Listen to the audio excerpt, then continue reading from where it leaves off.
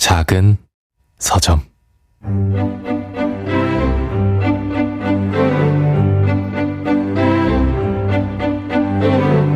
안녕하세요. 작은 서점에서 장강명의 인생책 코너를 맡고 있는 소설가 장강명입니다. 오늘 손님은 우리나라에서 말하기와 듣기를 가장 잘하는 진행자 아닐까 싶습니다. 아침마당, 인간극장, TV는 사랑을 싣고 KBS의 대표적인 프로그램을 오랜 기간 맡아오신 분이시죠. 국민 아나운서 이금희 님을 모시겠습니다.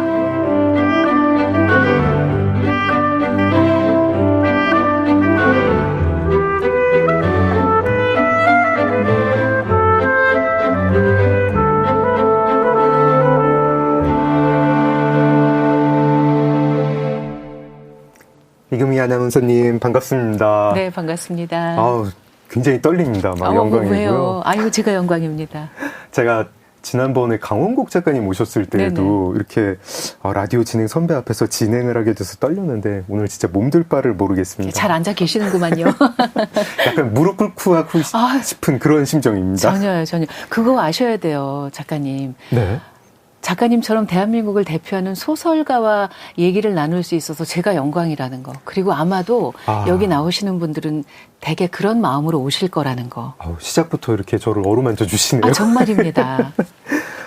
제가 아까 소개할 때 앞서 진행하셨던 주요 프로그램 소개해드렸는데요. 아침마당 18년 진행을 하셨고 그렇습니다. 인간극장을 10년 동안 내레이션 9년 반쯤 했을 거예요. 예.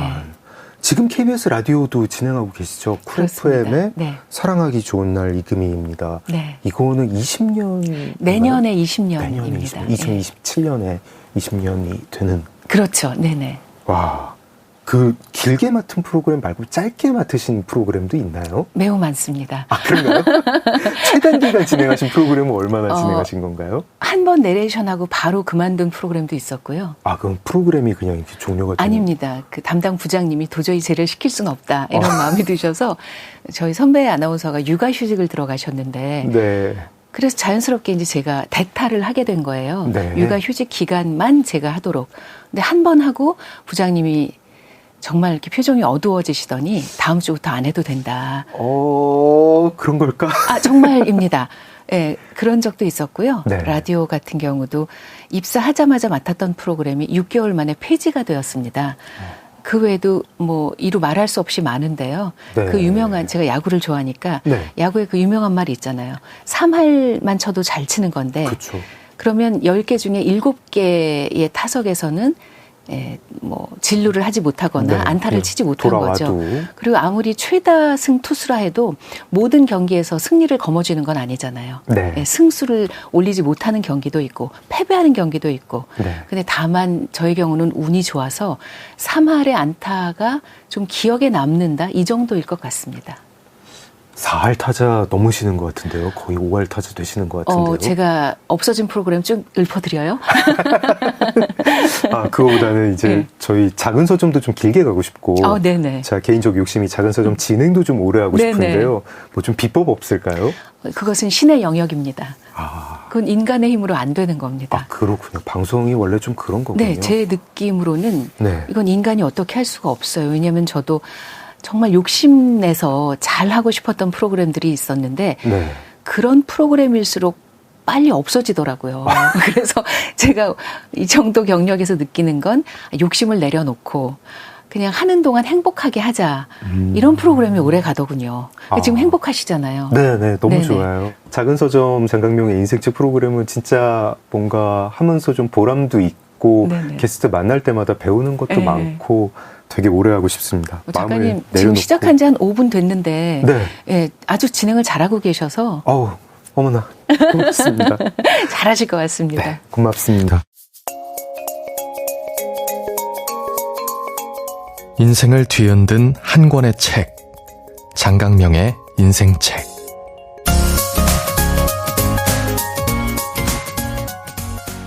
네, 저희 프로그램이 인생책 이야기하는 프로그램이고 보통 게스트께 인생책 골라달라고 부탁을 드리는데 인생책까지는 아니고 같이 읽어보고 싶은 책을 3권을 보내주셨어요. 그렇습니다. 네, 김승섭 교수님의 타인의 고통에 응답하는 공부, 민태기 박사님의 조선이 만난 아인슈타인, 그리고 하우징팡의 고독 깊은 곳까지 세 권인데 인생책까지는 아닌 건가요? 이 세 권이? 인생책은 사실 코스모스 이런 건데 네. 그럼 이야기가 너무 방대해질 것 같고 네. 또 들으시는 분들 보시는 분들이 한번 읽어볼까라고 마음먹기도 힘드실 것 같고 예, 그래서 한번 읽어볼까라는 마음이 들 법한 책을 골라왔습니다. 예. 네, 이 세 책도 너무 좋았습니다. 저는 사실 이 중에 두 권은 못 읽어봤고 그 중에 한 권은 처음 알았어요.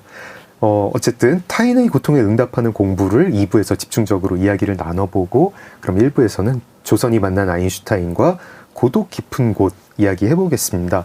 조선이 만난 아인슈타인이 제가 못 읽어본 책인데 제가 이 세 권 골라주신 걸 보고 좀 약간 놀랐습니다. 좀 세 권이 다 최근에 나온 책들이기도 하고 각기 다른 분야에서 꼽아주시기도 하고 저는 왠지 아나운서님이 약간 고전 문학을 꼽아주실 거라고 기대를 네네네. 했었나 봐요. 그렇게 뭔가 지레짐작을 네네네. 했었는데 평소 독서는 어떻게 하시나요? 묵은 본으로 합니다. 근본 없이 합니다. 그냥 손에 잡히는 대로 읽는 타입이고요. 아니 손에 잡히는 대로 읽는데 고독 깊은 곳이랑 조선이 만난 아인슈타인 같은 이거 그렇게 쉬운 책 아니던데요. 네네. 제가 운이 좋게도 책 모임을 하고 있고 네. 또 운이 좋게도 1년에 12권의 책을 읽자는 취지의 프로그램 진행을 몇 년째 하고 있어요. 그래서 네. 거기서 추천받은 책들입니다. 그래서 읽을 수밖에 없었고 네. 읽으면서 몹시 좋았고 네. 읽고 나서 선물도 많이 하고 추천도 많이 했던 책 3권입니다. 공감에 관하여에 아예 챕터 제목이 책을 좋아하세요라는 네네네. 챕터가 있더라고요.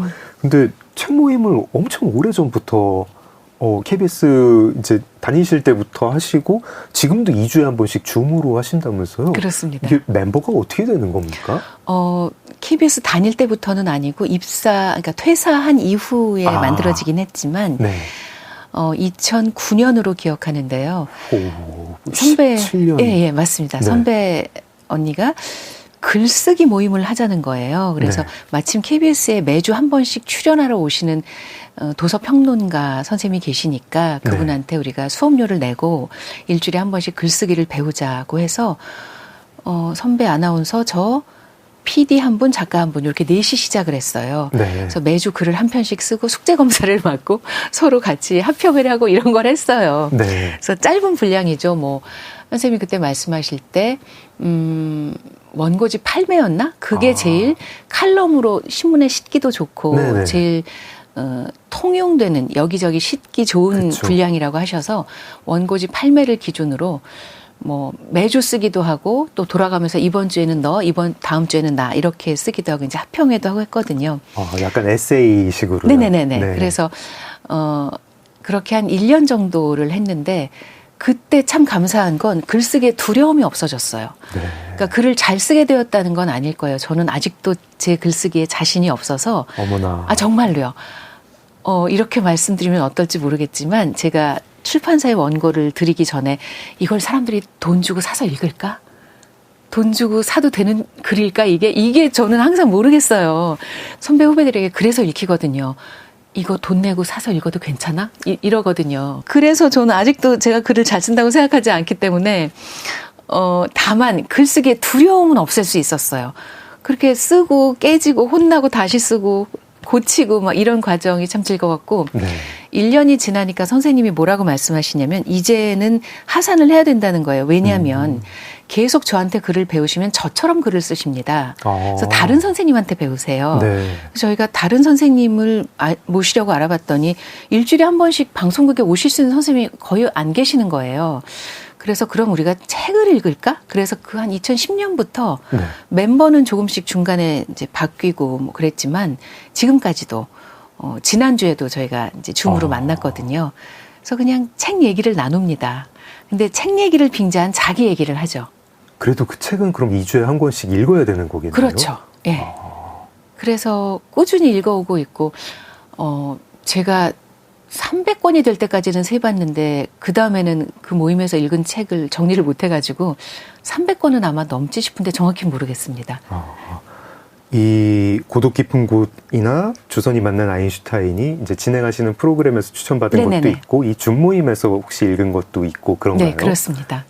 민태기 박사님 책은 정확히 기억하는데 그 책 프로그램에서 추천받아서 읽게 되었는데요. 네. 와, 읽으면서 빠져들지 않으셨어요, 작가님? 저 이거는 책 소개만 봤거든요. 네. 근데 저는 이게 책 제목을 본 다음에 조선이 만난 아인슈타인 하니까 무슨 말인지 잘 모르겠잖아요. 그래서 소설인 줄 알았어요. 네네네네. 무슨 SF 대체 역사 소설인 네네. 줄 알았어요. 근데 내용이 너무 상상도 못했던 내용이라 가지고 설명 좀 부탁드립니다. 조선이 아인슈타인 언제 만난 거죠? 만날 뻔했어요. 네.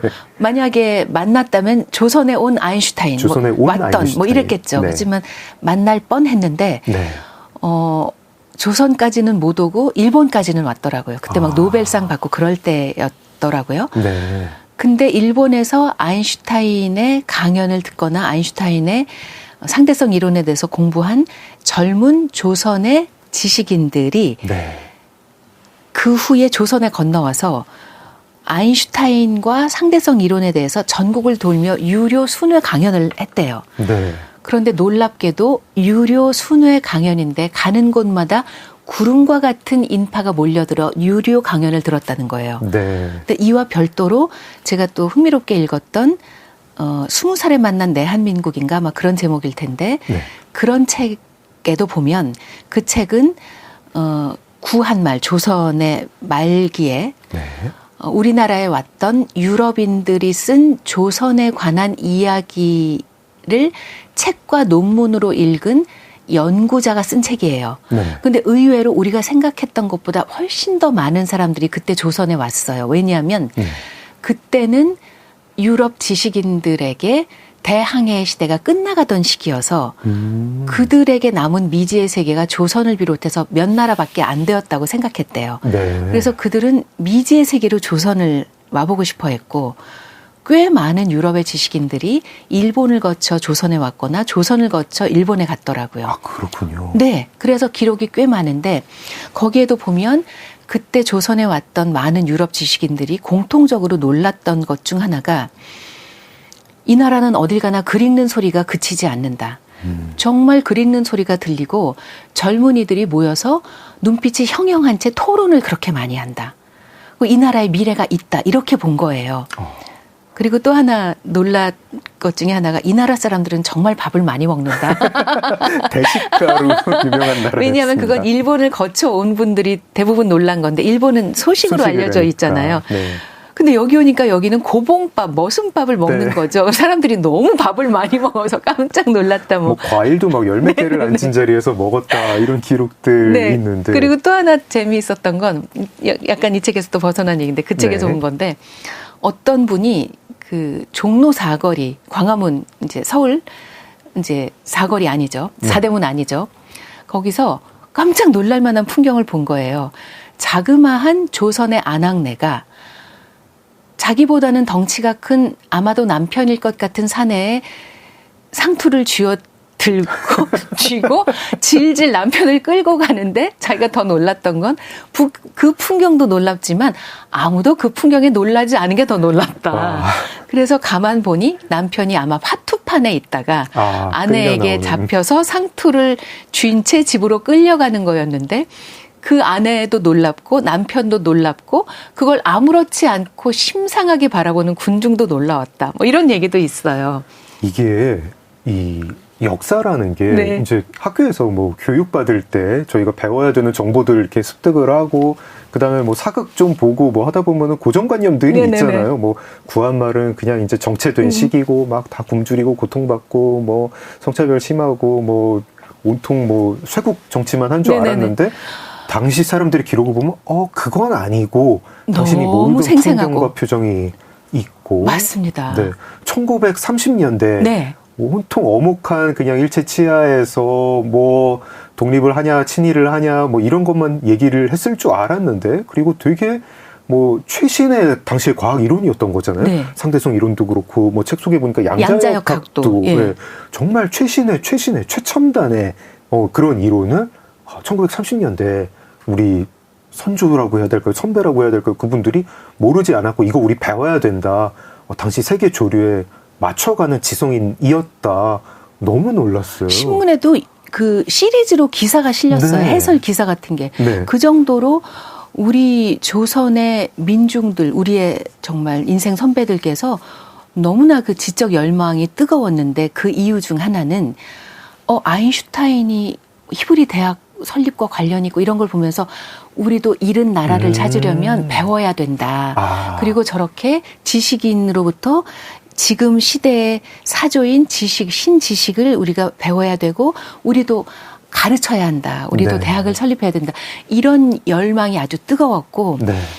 또 우리가 독립신문을 만들었다고만 알고 있는 서재필 박사님 같은 경우도 그분에 네. 관한 생생한 기록과 묘사가 있는 거예요. 예를 네. 들어서 그분이 우리나라 최초의 서양식 의사였고 1호였고 아 그렇습니까? 네, 그분이 우리나라에서 최초로 자전거를 탄 사람인 거예요. 네네네. 왜냐하면 이분이 미국에서 타다가 갖고 오신 거죠.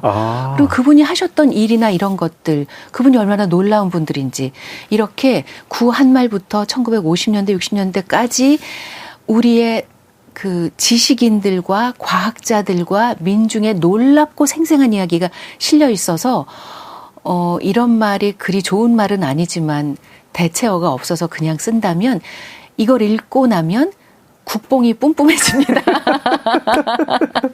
정말 우리나라와 선조들에 대한 자부심이 그냥 아주 뿌듯해집니다. 예. 막 그냥 뭐 자랑스럽다, 뭐 무슨 뭐 옛날에 뭐 우리가 뭐 만주벌판을 뭘 이렇게 다녔다, 뭐 이런 느낌이 그런 느낌보다 조금 다르게 되게 사랑스럽기도 네. 하고요. 네. 와, 되게 열심히셨구나. 네. 환경이 근데 뭐 이제 녹록지 않은 환경이었던 건 알지만 네. 되게 열심히였고 뭔가 되게 치열했구나. 그렇게 지적으로 게으르지 않았구나. 정말로. 그리고 제가 자꾸 네. 웃고 있는 건 거기 보면 당시 지식인들은 요즘의 아이돌 같은 거였나 봐요. 그러니까 신문에 그들의 근황이 막 실려요. 별것 아닌 근황이 실리는데 네. 그들도 삼각관계가 있어요. 그리고 그때도 이혼이 있었고 네. 그게 센세이셔널 했던 거죠. 약간 뭐 이광수의 집 인테리어가 어떻다 뭐 이런 거 막 잡지에 실리고 막 그랬더라고요. 네, 그러면 막 그걸 열광하면서 찾아보고 그때도 누구랑 사귀었는데 누가 뭐 중간에 끼어들고 막 이런 얘기가 다 있는 거예요. 그러니까 민태기 박사님이 진짜 열심히 발품 팔아가며 사료 조사를 다 하신 거예요. 지식인 셀럽들이 그때도 네네네. 있었던 거군요. 엄청났던 거죠. 그리고 이건 또 다른 얘기인데 이건 네. 다른 책에서 읽었던 건데 18세기에 이미 우리의 실학자들은 중국에서 아이돌 같은 존재여서 그분의 얘기를 들면 그분의 네. 낙인이 들어가 있는 그 서첩을 받을 수 있어?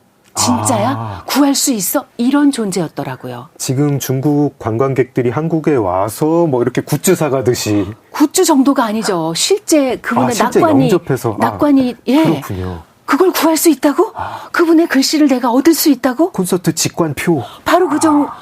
거의 뭐 불가능한 그렇다고 이 정도로 중국에서 거의 아이돌이셨더라고요. 그렇군요. 그러니까 한류는 사실 18세기부터 이미 시작된 건지도 몰라요. 우리가 이렇게 한국사, 세계사 네. 이걸 따로따로 배우니까 막 한국의 어떤 인물들은 한국에서만 활동하고 해외랑 어떤 교류가 있었는지 이런 거 잘 모르는데 이게 생생한 역사인 풍경 같은 거는 좀 업데이트를 많이 해야겠어요. 제가 정말 한 10권쯤 추천해드릴 수 있는데요. 네. 원하시면 PD님한테 보내드릴 테니까. 아마 SNS 계정 같은 데 올릴 수 있을 겁니다. 작은 서점 SNS 계정이 있습니다. 올려드릴게요. 재밌는 책 얘기 진짜 많은데 시간 때문에 제가 다 못하겠거든요. 네. 나중에 보내드릴게요. 네. 요 조선이 만난 아인슈타인하고 직접적인 상관은 없는데 공감에 관하여의 엄마는 양자역학이라는 챕터가 있었어요. 제목도 너무 재밌고 네네. 읽다가 제가 얼마나 웃었는지 모릅니다. 저도 이제 나이 다 차가지고 부모님 댁에 가끔 이제 효도해야지 네네. 오늘은 화 내지 네. 말아야지 뭐 이러면서 갔다가 자꾸 뭐 야 이거 왜 안 먹냐 뭐 요즘 어떻게 지내냐 뭐 그리고 제가 뭐 추천을 드리면 뭐 그건 됐다 뭐 그리고 계속 뭐 이렇게 똑같은 정치 프로그램 보시다가 나중에 이제 표정이 좀 피차 안 좋아집니다. 이걸 양자역학에 비유하신 것도 혹시 조선이 만난 아인슈타인이랑 좀 상관이 있나요? 그렇지는 않고요. 네. 그 연예인이 나오는 프로그램에서 봤어요. 우리 엄마는 양자역학 같아. 과거, 현재, 미래가 뒤섞여 있어. 무슨 얘기를 하는지 모르겠어. 엄마는 막 이러는데 네. 저도 그렇더라고요. 생각해 보니까. 그리고 독립해서 따로 사는 모든 딸, 아들, 며느리 사회들은 그러지 않을까. 해석이 불가능할 때가 그렇죠. 있습니다. 네. 그리고 말씀하신 대로 효도하러 가는 거잖아요. 네. 그래서 오늘은 싸우지 말아야지 이런 마음으로 가지만 번번이 실패를 하고 네. 오늘도 난 왜 못 참았지 그때 이러잖아요. 돌아올 때 기분이 되게 안 좋아요. 네, 그래서 죄책감 들고. 예, 제가 또 마침 읽었던 책이 협상 전문가 뭐 이런 분이 쓰신 책인데 거기 보면 부모를, 이게 동서고금이 마찬가지인가 봐. 이게 미국 분이 쓰신 책인데 부모님을 만나러 갈 때는 이렇게 결심을 하고 가라는 거예요. 오늘도 싸우지 말아야지. 오늘은 싸우지 말아야지. 이건 100% 실패라는 거예요. 왜냐하면 추상적이기 때문에. 네. 그보다는 5시간만 엄마랑 싸우지 말아야지. 구체적인 목표를 정하고 가래요. 그러면 네. 5시간은 참을 수 있다는 거죠. 그리고 끝나고 돌아오면서 미션 클리어. 오늘 임무 완수. 5시간 동안 안 싸웠다. 이렇게 네. 구체적인 목표를 가지고 가라고 하더라고요. 그리고 제가 또 생각을 해보니까 그럼 엄마는 아빠는 왜 양자 역학이지 나한테? 내가 뜨문뜨문 가서 그래요. 내가 예를 들어서 일주일에 한 번, 2주일에 한 번 규칙적이고 정기적으로 집에 가서 2주에 한 번 주말에는 꼭 엄마 아빠랑 밥을 먹어. 이러면 엄마 아빠도 이번에는 얘랑 뭘 하고 2주 후에는 뭘 하고가 이게 계산이 서잖아요. 근데 네. 바쁠 때는 한 달 동안 못 가고 전화도 못 하다가 안 바쁠 때 그냥 느닷없이 쓰고 왔다 가면 엄마가 마음이 급해지죠. 아빠가 오늘 얘가 온 김에 뭘 좀 얘기를 해야지 이렇게 그렇죠. 되니까 엄마 아빠가 뒤섞일 수밖에 없잖아요. 머릿속이. 네. 그래서 엄마 아빠를 양자역학으로 만드는 건 결국 우리다. 나다. 그래서 내가 그걸 바꿀 수 있다. 이런 생각이 들더라고요. 어머니, 아버지의 입장은 그러하고 제가 해야 될 일은 일단은 구체적인 목표를 가지고 3시간은 싸우지 말자 이런 네. 거요. 네. 이금희 아나운서님이 첫 번째로 꼽아준 인생책 민태기 박사님의 조선이 만난 아인슈타인이었습니다. 이쯤에서 노래 한 곡 들어보고 싶은데요. 네. 좋아하는 곡 한 곡 추천 좀 부탁드립니다. 네, 제가 BTS를 무척 좋아하는데요. 인터뷰에서 많이 봤습니다. 네네네, 정말 네. 좋아하는데요. 이제 신곡이 나올 때가 됐는데 아직 나오지는 않아서 오늘 뭐 과학 얘기도 하고 그래서 소우주를 준비했습니다. 네, 좋습니다. BTS의 소우주 듣겠습니다. BTS의 소우주 들었습니다. 작은 서점 장강명의 인생책 이금희 아나운서님과 함께하고 있습니다. 두 번째 추천해 주신 책으로 넘어가 볼게요. 하우징팡의 고독 깊은 곳, 어떤 책인가요? SF 단편 모음집? 네. 이게 정확한 표현이겠죠? 네. 네. 중국 작가죠? 굉장히 젊더라고요. 그렇습니다. 1984년생인가? 맞습니다. 근데 84년생도 40이 넘었어요, 작가님. 그렇게 젊지가 않아요. 84년생이 40이 넘었어요? 그럼요. 언제 넘었지? 네, 그래서 4050에 속해요. 네. 2030이 아니에요, 이미. 하우징팡이 이 고독 깊은 곳의 수록자, 그 접는 도시로 네네. 효고상을 탈 때는 아마 30대 중반이었던가? 맞아요. 네, 그랬을 거예요. 엄청 센세이셔널했죠. 젊은 작가였죠. 네. 네. 제가 의외로 SF 소설을 최근에 좀 읽게 되었는데. 저 좀 놀랐습니다. 그러셨죠. 네. 네. 실은 그 추천받아서 읽게 된 거였어요. 네. 장강명 작가님 앞에서 정말 죄송한데 제가 이제 책을 오랫동안 읽다 보니 네.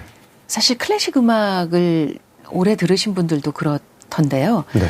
이게 바뀐대요. 이렇게 처음에는 성악곡을 좋아하다가 그 다음부터는 기악곡으로 가는데 콘체르토 쪽으로 갔다가 그다음에 마지막에 실내악 쪽으로 온다고 하더라고요. 마지막이 종착역이 실내악인가요? 네, 그렇다는 얘기를 제가 들은 적이 있는데 네. 다 다르시겠지만 그런 경로를 거치는 분들이 많다고 하는데 책도 저의 경우는 조금 이렇게 그 경로가 있더라고요. 네. 제가 소설을 정말 좋아해서 네. 소설을 엄청 읽다가 또 그다음에는 인문에 빠져서 인문을 열심히 읽었어요. 네. 사회과학 서적 열심히 읽고 그래서 그때 한때 제가 소설을 아예 안 읽었습니다.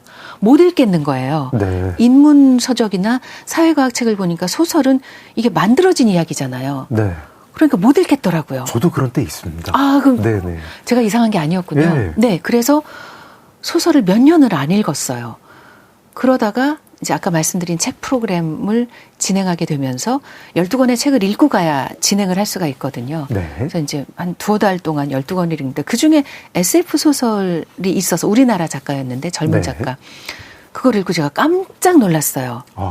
너무 글을 잘 쓰셔서 네. 정말 놀라서 그때부터 사실 SF 소설에 관심을 갖고 오늘은 하우징팡을 소개했지만 이건 다양성 때문에 하우징팡 책을 소개하는 거고 네. 또 역시 SF 재미있는 우리나라 작가들의 책도 한 10권쯤 소개해드릴 수 있어요. 네. 네, 너무 진짜 훌륭한 작가들이 많으신 거예요. 네. 그래서 SF를 열심히 읽게 되었어요. 네. 너무 잘 쓰시는 거예요, 작가님들이.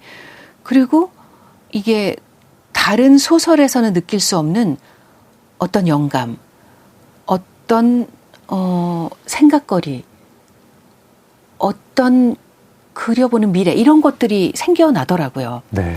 예를 들어서 이처럼 사소한 것들인가? 맞죠? 클레어 키건. 네네네. 네. 그걸 읽으면 그 풍경과 그 사람의 내면의 풍경 이런 것 때문에 마음이 울렁거리잖아요. 네. 그런데 SF 소설들은 야 AI가 이렇게 되면 그럼 우리 AI랑 어떻게 살지? 이렇게 머리가 일렁거리는 거예요. 네. 예, 물론 매니엘 아닙니다만 그래서 그런 지적 자극이나 과학적 호기심 이런 것들을 자극하더라고요. 네. 하우징팡 책도 마찬가지였는데 고독 깊은 곳도 그렇고 접는 도시도 그렇고 네. 어떻게 이런 생각을 하지?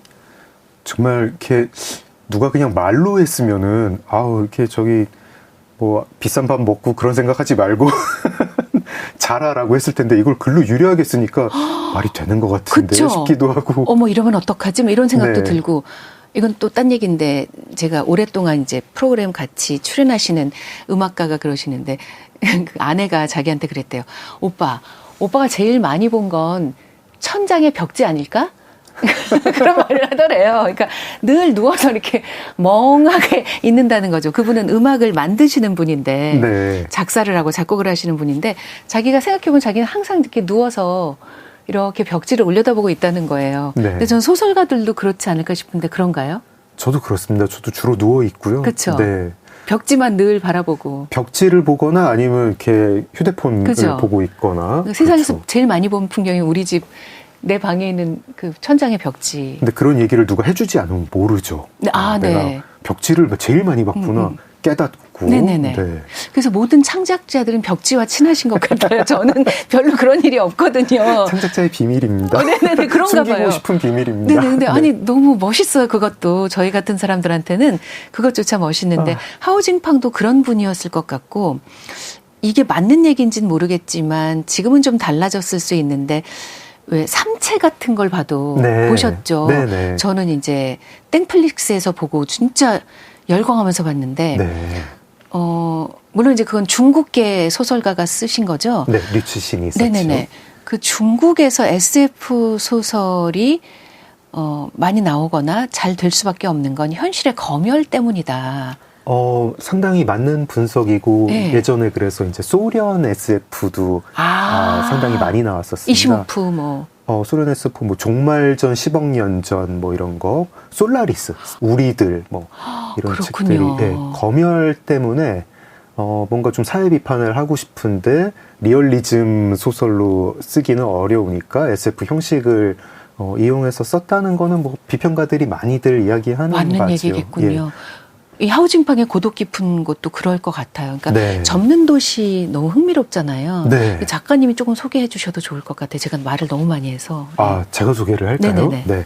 지금 사실 이금희 아나운서님이 다 설명을 해주셨는데 30대의 젊은 중국 작가가 SF를 썼는데 배경은 베이징이고 이 접는 도시는 고독 깊은 곳의 첫 번째 수록작이고 제일 유명한 대표작인데 베이징이 인구가 너무 과밀이 돼가지고 도시를 접어서 해결한다는 그런 희한한 아이디어를 하고 있습니다. 그래서 제가 처음에 이 아이디어를 들었을 때 비싼 밥 먹고 왜 이런 아이디어를 이라고 약간 농을 섞었는데 1구역, 2구역, 3구역으로 도시가 나눠져 있죠. 1구역은 사실 상류층이 사는 구역이고 네. 여기는 안 접혀요. 여기는 안 접히고 네. 중류층, 중산층이라고 하기도 좀 뭐한 아무튼 뭐 중류층, 서민층이 사는 구역이 2구역, 그리고 저소득층, 빈곤층이 사는 구역이 3구역인데 이들한테는 온전히 도시를 주지 않고 도시가 접혀서 접혀 있는 동안에는 거기 있는 분들은 강제 수면가스로 잠을 자고 그 접히지 않았을 때 살고 있는 도시가 뭐 그림이 이게 좀 괴상한 거죠. 도시가 이렇게 꽉 그 2구역, 3구역이 서로 접혔다 펼쳐졌다 하면서 낮에 2구역이 살다가 3구역 살다가 그리고 1구역, 2구역, 3구역에는 사람들이 서로 소통도 안 되고 이동도 못 하고 이게 너무나 우화적으로 베이징의 지금 현실 과밀되어서 저소득층, 빈곤층은 제대로 잠을 잘 공간도 없다. 그리고 계층 간 이동도 있다. 이거를 꼬집은 그런 단편이죠. 이게 베이징뿐이겠어요? 서울은 다른가요? 서울? 네. 뉴욕은 그렇죠. 안 그럴까요? 네. 자본주의가 지금 이제 끝간데 모르고 네. 확산되고 있으니 네. 어찌 보면 당연한 풍경인데 당연해서는 안 되는 거잖아요. 네.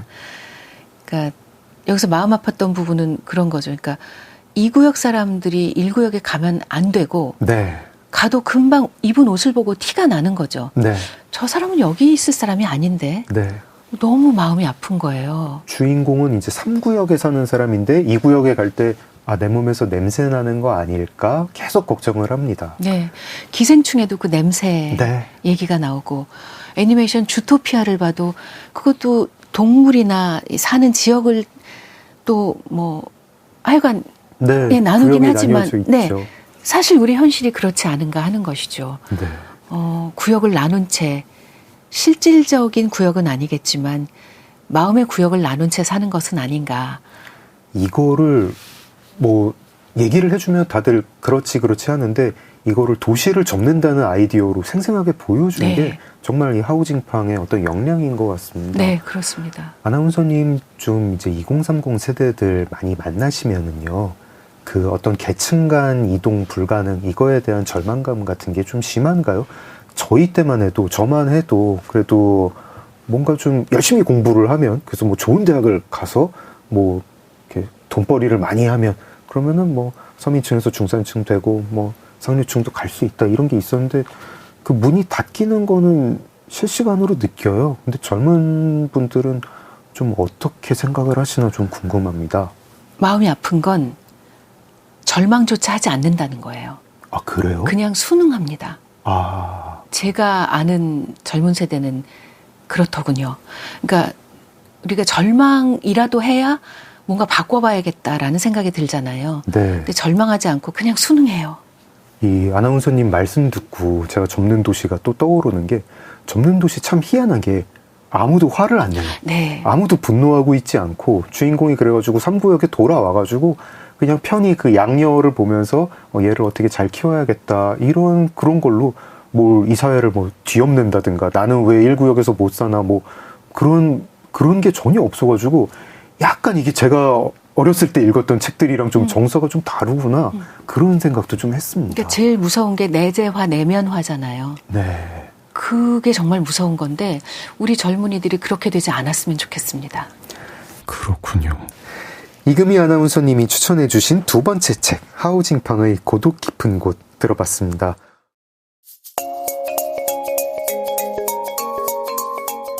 인생을 뒤흔든 한 권의 책 장강명의 인생책.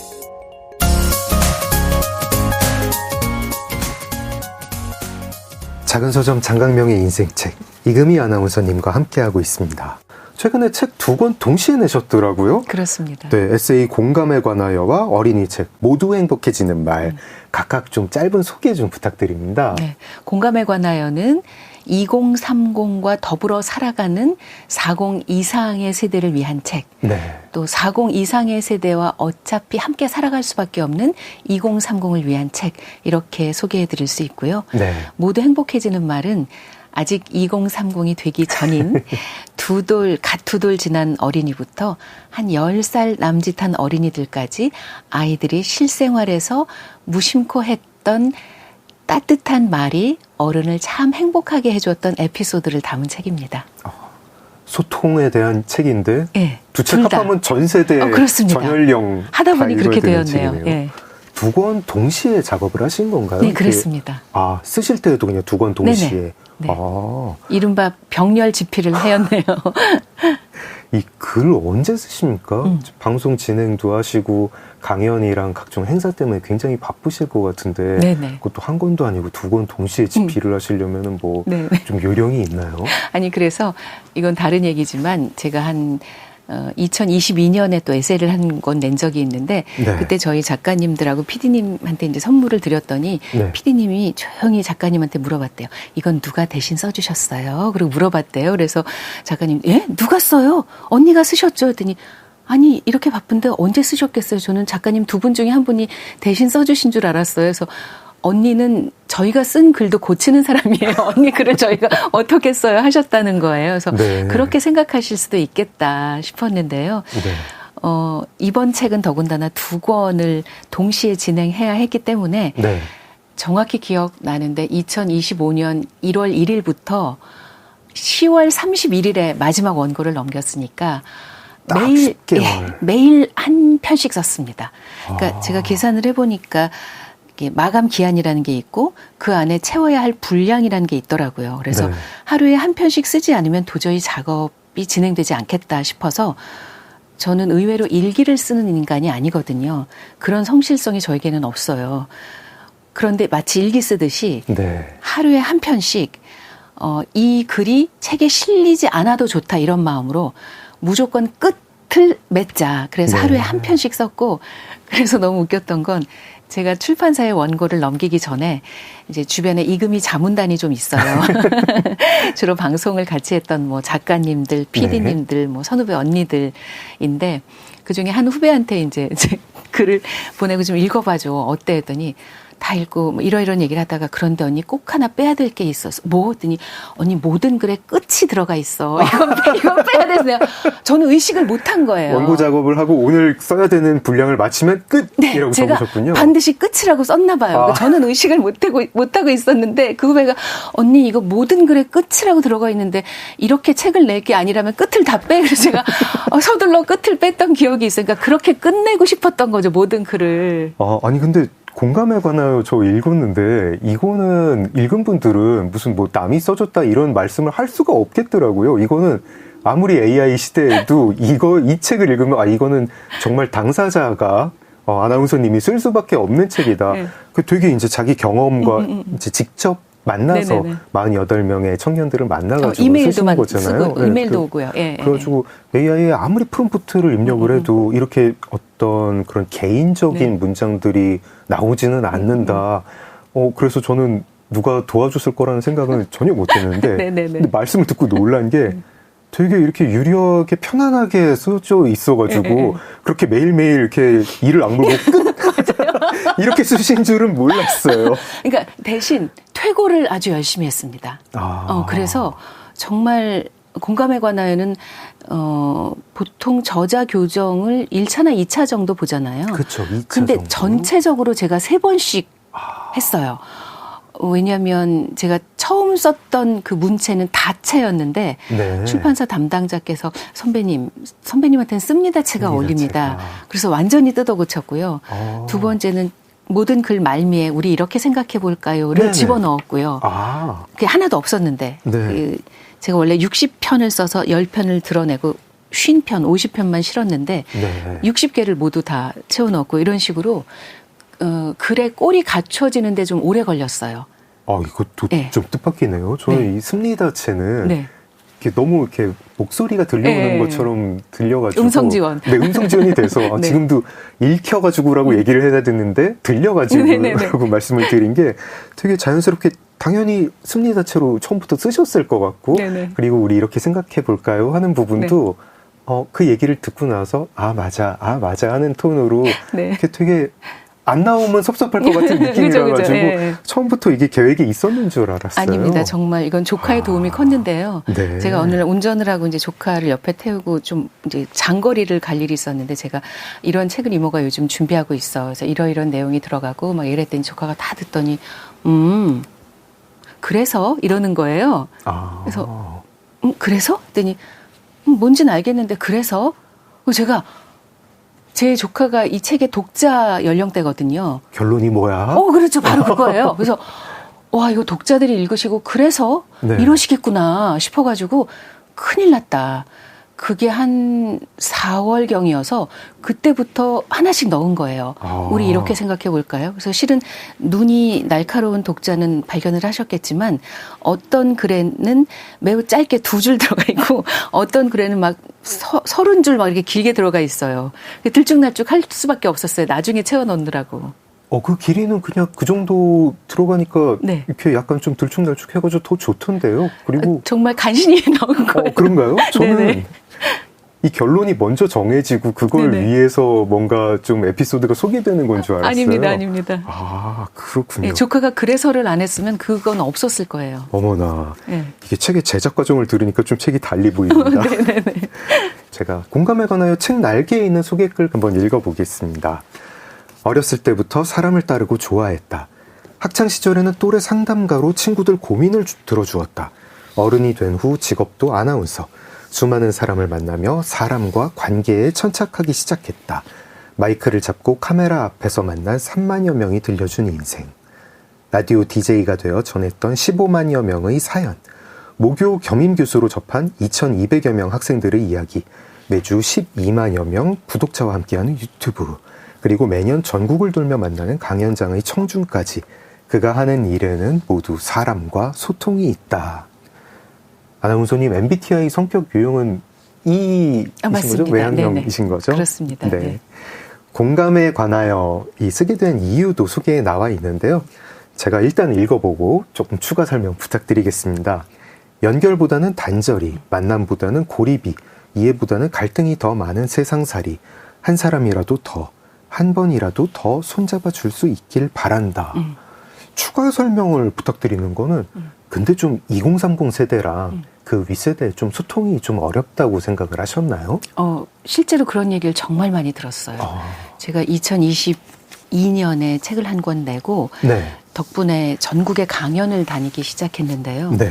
한 2년 남짓 전국을 다니면서 또 많은 지자체 혹은 기업에 이제 강의를 다니면서 강연 담당자들은 대부분 4050 세대예요. 그렇죠. 무슨 부장님, 차장님 이런 네. 분들이니까 그분들과 뭐 차를 마시든 밥을 먹든 한 분도 빼놓지 않고 저에게 하신 호소가 2030이 너무 어렵다는 거였어요. 그분들 입장에서는 신입사원인 네네. 거죠. 후배들하고 어떻게 소통을 해야 할지 모르겠다 하면서 각자 에피소드들을 들려주셨는데 네. 저는 제가 모교에서 22년 반 동안 겸임으로 강의를 하였고 네. 그중에 앞에 한 몇 년 또 뒤에 코로나 때문에 못했던 몇 년을 제외하고 15년 동안 네. 학생들하고 1대1로 티타임을 30분씩 했거든요. 그래서 1,500명을. 네, 그렇습니다. 네. 네.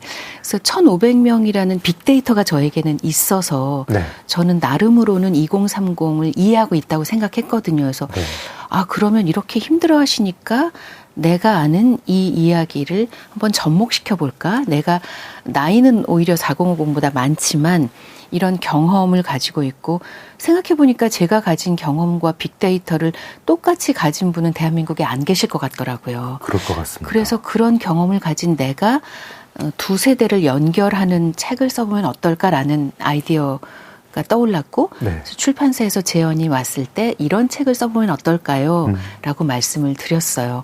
그리고 요즘 이제 저의 즐거움 중에 하나는 매일매일 제 이름을 검색해서 이 책을 읽으신 분들이 올려놓은 리뷰를 읽는 건데 네. 혹시 작가님도 그러시나요? 저는 요즘 잘 안 그러고. 아니, 그러니까 책을 내고 나시면. 안 그래요, 사실. 그러니까 한 몇 년 네. 전까진 그랬는데요. 네네네. 이제 약간 그냥 제가 이렇게 리뷰 10개가 좋아도 하나가 안 좋으면 맞아요. 계속 네. 신경이 쓰여가지고 네네. 그냥 검색을 안 합니다. 그렇군요. 네. 저는 그냥 10개 중에 9개가 안 좋아도 검색을 해요.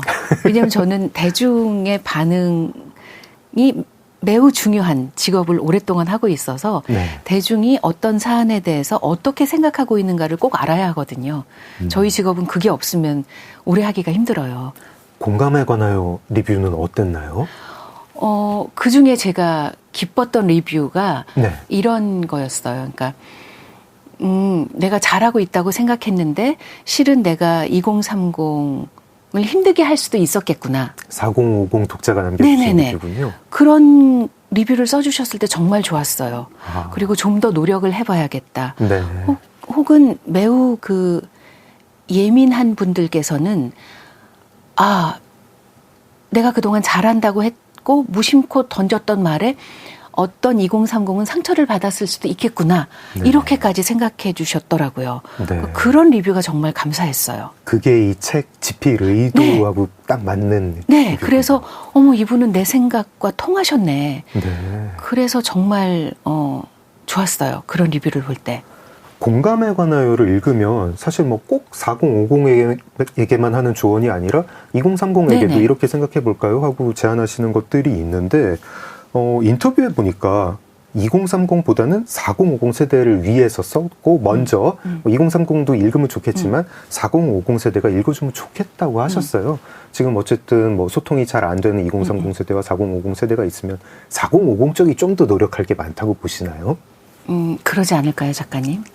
2030은 네. 4050이었던 적이 없잖아요. 아, 그렇죠. 근데 4050은 2030을 거쳐왔잖아요. 네. 물론 지금 세대와는 많이 다르다 하더라도 네. 내가 경험한 적이 있었기 때문에 네. 젊은 세대의 마음을 조금 더 이해할 수 있을 것 같아요. 다만 차이라면 코로나라는 전 지구를 뒤흔들었던 그 몇 년간의 아픔이 우리에게 있었잖아요. 네. 저는 몰랐는데 이 책을 준비하면서 접한 사연들이나 찾아본 바에 의하면 정말 코로나가 우리 개개인 한 사람 한 사람에게 큰 영향을 미쳤더라고요. 그래서 코로나 이후에 뉴 노멀이 올 것이다. 그런 글을 저는 많이 읽었고 뉴 노멀이 뭘까 했는데 지금 우리가 살고 있는 게 뉴 노멀이더라고요. 네. 그러니까 예를 들어서 저희 세대와 요즘 세대를 비교하면 저희 때는 회식하는 게 은근 좋았어요. 제가 한 직장 생활 5년 차쯤 되니까 네. 이제 회식 기다려지더라고요. 그죠. 네. 뭔지 아시죠? 회식 안 하나? 네네. 왜냐하면 회사 돈으로 맛있는 걸 먹을 네. 수가 있고, 그리고 모처럼 이렇게 뭐 술도 한잔 하면서 선배한테도 뭔가 하고 싶었던 얘기도 술 기운을 빌리는 척하면서 그쵸. 할 수도 있고. 약간 그때 기어오르다가 크게 혼난 적도 한 두어 번 있습니다. 그죠. 그걸 또 꼭 기억하는 선배가 있잖아요. 네. 다음날 뭐라고 하고 막. 그런 분위기였지만 지금 젊은 세대에게는 코로나 기간에 비대면 근무, 더불어 할 수 없었던 회식의 즐거움이 있었던 거예요. 네. 그래서 생각해보면 아마 단체 생활을 하시는 분들은 다들 공감하실 텐데 코로나 이전과 코로나 이후에 회식의 횟수가 확 줄었을 거예요. 언론계 기자들도 이제 회식을 안 하더라고요. 그쵸. 너무 놀랐어요. 그쵸. 네, 그렇게 술 잘 마시던 인간들이. 그렇죠. 네. 근데 언론계뿐만이 아닐 거예요. 대부분 회식이 줄어들었거나 회식의 분위기가 뭐 점심으로 바뀌었거나 많이 바뀌었을 거예요. 그렇게 회식에 대한 경험도 우린 다 다르거든요. 네. 경험이 다르다는 건 인식이 다르다는 거잖아요. 네. 인식이 다르다는 건 서로 얼마든지 갈등할 수 있다는 거죠. 그런 얘기들을 다루고 싶었어요. 듣고 보니까 뭐 이렇게 뭐 어느 세대가 잘못했냐 잘했냐가 아니라 4050이 먼저 다가가야 되는 게 맞는 것 같습니다. 한 번만 더 덧붙이면 네. 4050이 제 주변에 많잖아요. 네. 그들이 대부분 책을 읽고 언니 우리가 제일 힘들어. 우리 세대가 제일 힘들어. 우리 낀 세대고 막 얘기하는데 제가 왜 몰라요? 알죠. 그래서 저한테 언니 다음번에는 4050을 대변하는 책을 써. 꼭 써야 돼. 이런 후배들이 많았는데 네. 알죠. 왜 몰라요. 그 힘들었던 IMF 때 청년기를 보냈잖아요. 네. 입사를 했는데 기업이 없어지거나 줄도산이라는 단어가 등장하고 네. 우리가 지금 무심코 쓰고 있는 그러나 실은 어마어마하고 무시무시한 단어들이 그때 많이 등장했어요. 뭐 구조조정, 정리해고, 네. 비정규직. 네. 전혀 명예스럽지 않은 명예퇴직도 그때 나온 말이었던 그쵸. 걸로 기억하고요. 2000년대 초반부터 아마 지금까지도 방송되고 있을 텐데 아주 유명한 예능 프로그램에서 나온 유행어가 있어요. 나만 아니면 돼 라는 유행어가 전 국민에게 통용되었어요. 그건 뭐냐면 우리가 IMF를 겪으면서 휴 살아남았구나. 네. 나만 아니면 돼 라는 게 잠재의식 속에 다 있어서였거든요. 그런 식으로 사실 무서운 말이잖아요. 네. 아니 나만 아니면 되면 우리 언니는 되고 내 동생은 되나요?